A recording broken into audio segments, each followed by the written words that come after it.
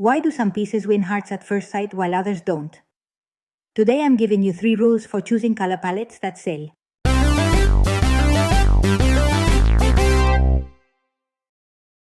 Hi, I'm Cinta, and as a craftswoman I know that choosing the color palette for our products is crucial. It can make the difference between selling or not selling a piece. Today I'll show you the 60-30-10 rule and 3 ways to apply it. Using this rule will help you keep your design balanced and visually appealing. According to this rule, 60% of the color should be the dominant or base color, 30% should be a secondary or support color, and the remaining 10% should be an accent color that adds interest and contrast. You can use this rule even when you work with more than 3 colors. The base, the support, or the accent can be a 2-color duo as long as together they read as 1 color. Just make sure they belong to the same family and that there's a gentle contrast between them. At the end of the video, besides showing you what not to do, I'm going to share a secret, so stick around to the end. To make the differences crystal clear, we're going to test with this polymer clay bracelet with a floral design. We'll start from the bracelet in the image in a very neutral color and look at different versions.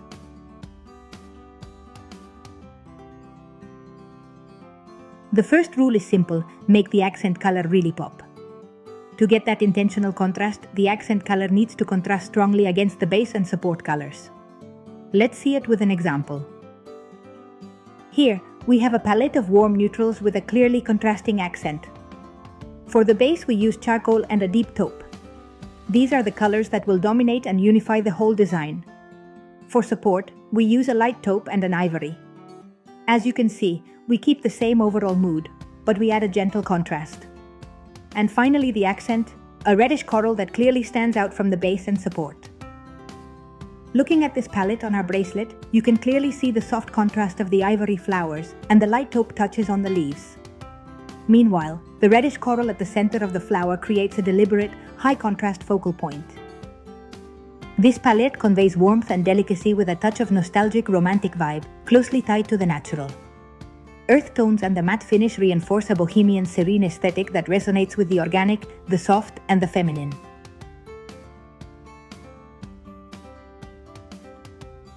The consistent temperature rule says you should keep a dominant climate, either warm or cool. We'll look at 2 examples. First, a palette with an accent, then a monochrome palette. The Baltic Sea palette is a cool-toned palette with a small warm accent. For the base, we have a deep navy and a mid-blue. As in the previous palette, these are the colors that will dominate and unify the whole design. For support, we use a light blue and a very pale blue-gray. We stay in the same climate and family while adding a soft contrast. For the accent, we bring in a warm color, an amber yellow that breaks the monotony and adds a spark to the design. On the bracelet, the different shades of blue create a reflective, peaceful, slightly melancholic atmosphere. The yellow flower centers add a bright, cheerful touch, creating a pleasing contrast that keeps the design from feeling cold. Instead, it feels balanced and harmonious. With this new blue palette, the bracelet expresses something very different: calm, freshness, and serene elegance. It feels more contemporary and sophisticated, keeping the floral spirit but with a more introspective, even poetic character. Now let's look at the monochrome palette. I chose an analogous palette, colors that sit next to each other on the color wheel. Here we're not aiming for a warm-cool clash. Its strength is in keeping a uniformly cool climate and working contrast through light and dark values and a hint of controlled saturation. In this case, we saved the most saturated tone for the accent. For the base, we chose the mid-tones and the lightest tones for the support. On the bracelet, the different shades of purple and pastel pink create a very soft, enveloping visual harmony, while the darker accent adds a touch of elegance. It's an ideal palette for someone who wants an accessory that expresses sensitivity, delicacy, and personal charm. It can also read as youthful, poetic, or even as a timeless romantic retro style.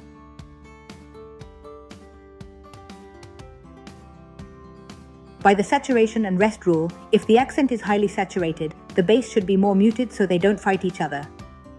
Saturation is how pure or intense a color looks. The closer it is to the original hue, the more saturated, the more gray or brown mixed in, the less saturated.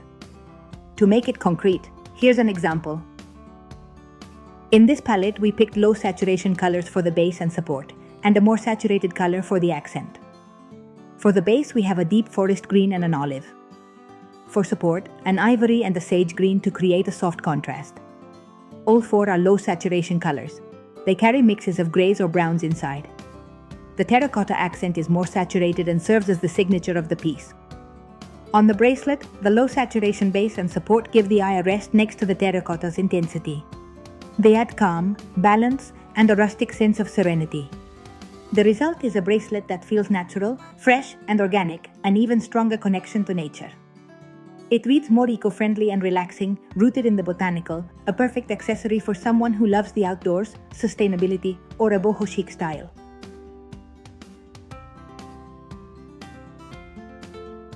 In the image on the left, you can clearly see all three rules being broken. There's no dominant climate. You get in equal parts, a cool blue climate and a warm brown one. The value contrast is odd too. There are lots of midtones but nothing to anchor the eye. Saturation also falls flat. The saturation levels are all similar. Every color on the bracelet is trying to be the star. There's no accent bringing warmth and no base giving the eye a place to rest. If you want to use blue and brown in the same piece, the bracelet on the right is the way to go. The navy base and taupe support establish a clear, cool temperature. The copper accent adds the warm spark that brings the design to life. Here's another example of what not to do. In the image on the left, we can spot several issues. First, there is no base color, everything is patterned and everything shouts. You need a large, calm, dominant surface to unify the piece. Second, there's hardly any support color. Support should accompany and add gentle variety. Here it's missing. Each color competes as the protagonist. There's also an overdose of accents: magenta, lime, orange, turquoise, red, and in very large amounts. Temperature is chaotic as well. It mixes warms like magenta, orange, and red with cools like turquoise, cyan, and lime green, with no dominant climate. Saturation is also maxed out across the board. Without less saturated resting zones, the eye gets tired and the piece reads as noisy. Finally, the value contrast is poorly distributed, lots of high midtones and a harsh black in the centers. There's no clear light-dark hierarchy to help you read the flowers. We're almost at the end of the video, but before I reveal my secret, if you enjoyed it, please subscribe to the channel and hit the like button. That helps us keep making videos like this.